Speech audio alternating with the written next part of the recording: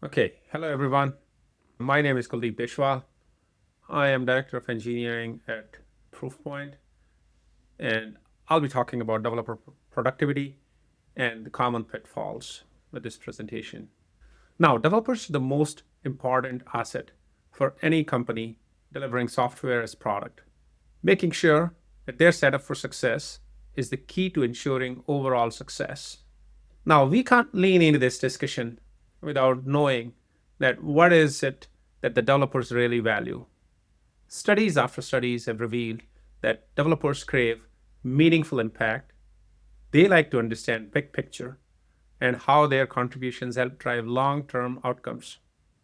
Now, with that context in mind, let's lean into the most common pitfalls of driving dev productivity. Let's start with the ones we stumble on as managers on this front. Now, some of the managers like to dig deep and want to be involved in every detail. Various studies have proven that this is a massive anti pattern for dev productivity. In addition to that, obsessing over metrics has been the trend of our times. But like all trends, it has some pros and cons to it. Looking at the metrics such as PRs, commits, deploys, lines of code, velocity, all of these numbers without context can drive a lot of unintended behavior. Next, let's look at things from tooling point of view. Given how the role of developer has evolved over the years with DevOps, DevSecOps, observability movement, it has left a lot on an average developer's plate. Now, all of this means that devs have to do a lot of context switching throughout the day while dealing with a lot of tools. This can be the biggest drain or an asset for dev productivity, depending on how the tooling is set up and if the culture and tooling is set up with empathy and respect for developer workflow. Next is prioritization related pitfalls. Now, setting up processes and automation to shift left security concerns is critical. Otherwise, developers are always playing catch up. Now, given the range of tooling, types of vulnerabilities, threat surface area, if this is not set up correctly, this can significantly drag down dev productivity.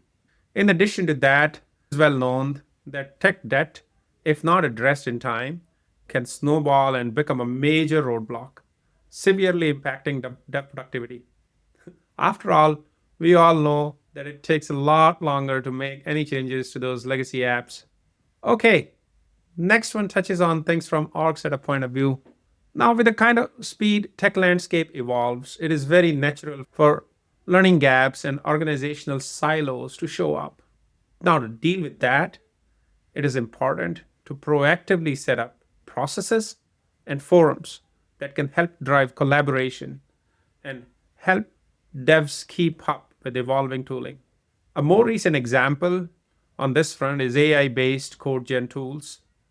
The tools in this space are evolving and getting better every day, leaving devs to play catch up almost all the time. Now, while we are busy breaking silos and catching up, it is also critical to make sure that the teams and organizations are set up with the developer well being in mind. All right, now that we have examined the pitfalls, let's discuss the four pillars of sustainable dev productivity. Now, metrics are still the key, but here we need to make sure that we are tying up activity based metrics with the outcomes. In addition to that, developer is a creative endeavor. Autonomy and trust are at the heart of development. Now, none of that will work unless the goals and the respective business outcomes that the company is trying to chase are spelled out with clarity. While we have clarity, trust, and context based measures, we still need to keep up with the trends of the time with continuous learning. Okay, easier said than done. What's needed to execute sustainable productivity? Now, for practical execution, we need to make sure that we have context based picture of the productivity metrics. Now, we can ensure that by collecting qualitative metrics with quantitative metrics.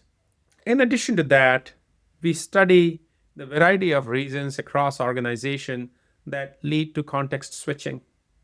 that rather triggers context switching, and then take action or diagnose appropriately. At the same time, we set up platform tooling and automation in a way that it creates minimal cognitive load on the devs trying to deliver customer features. Now, to build a sustainable flow with the four pillars, at the beginning, we need clarity of goals, then autonomy of execution, next, measurable outcomes to track the progress. And while all of that's going on, we need to continuously invest in the growth of our devs. All right, we're at the tail end of the presentation. So finally, I'd like to conclude by saying that for any engineering organization to be successful, empathy and respect for developers and developer workflow should be front and center of the culture, org planning, and customer value delivery. Thank you, everyone.